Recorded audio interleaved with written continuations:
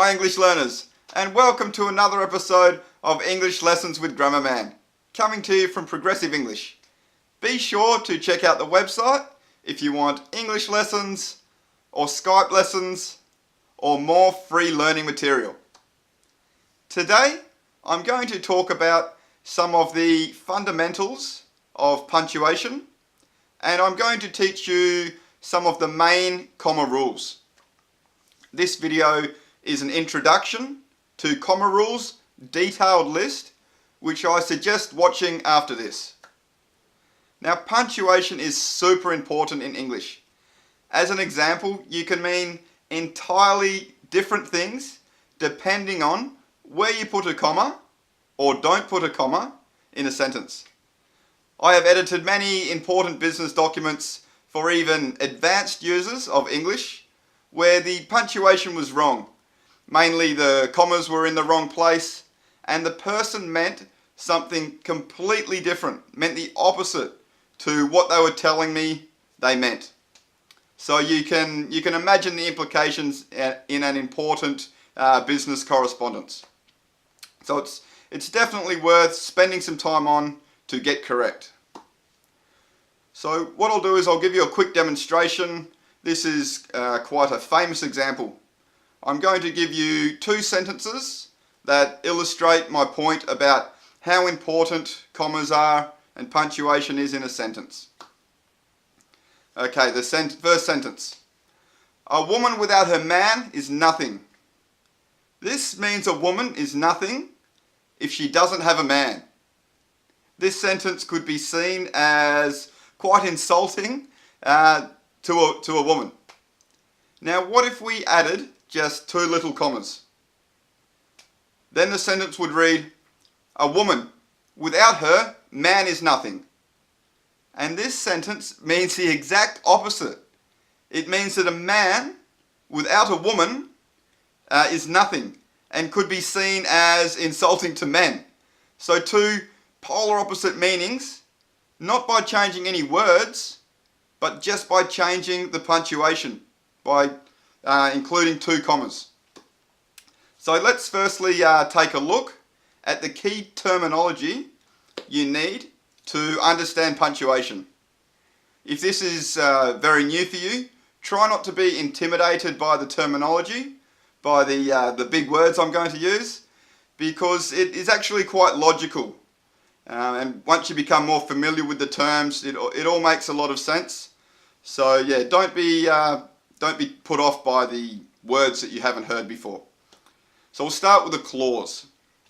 A clause is just a group of words which contain a subject and a verb. Now there are two main types of clauses. We have a main clause and we have a dependent clause. Knowing the difference between these is super important if you want to be able to punctuate correctly. So, every sentence needs a main clause. A main clause is just a group of words which contain a subject and a verb, and these group of words express a complete thought. Okay, a main clause could stand alone as a complete sentence. We could put a full stop at the end of it and it would be a complete sentence. An example of a main clause could be, John bought a new phone. Another one, I like to go skiing. Both of these clauses show a complete thought. You could put a full stop at the end of the main clause and have a sentence.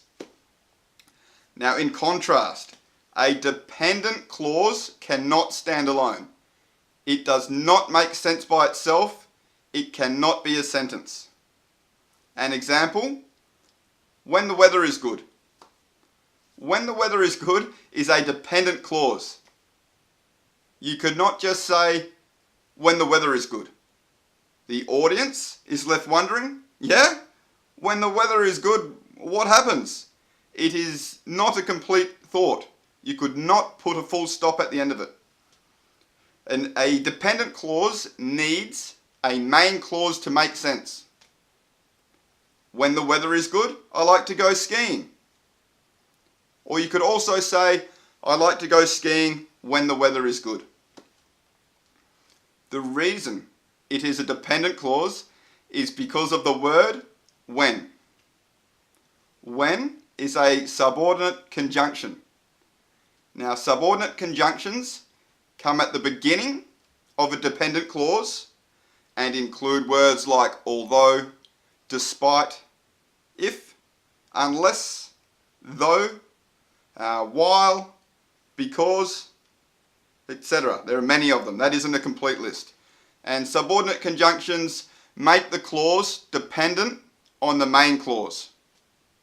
Another example, unless you come with me, I'm not going to the party. It's a dependent clause because of the word unless, and you can see it is separated from the main clause with a comma. And that introduces comma rule number 1. When a dependent clause comes before a main clause, we must use a comma. Unless you come with me to the party, comma, I'm not going. Despite the rainy weather, comma, we went to the beach. Now, when the main clause comes first, we normally do not use a comma. The exception is when you want to show a very strong contrast. But the majority of the time, there is no comma when the main clause comes first. For example, I'm not going to the party unless you come with me. Or, we went to the beach despite the rainy weather. So what we have done here is we have joined we have joined a dependent clause and a main clause. Dependent clause, comma, main clause, or main clause, no comma, dependent clause.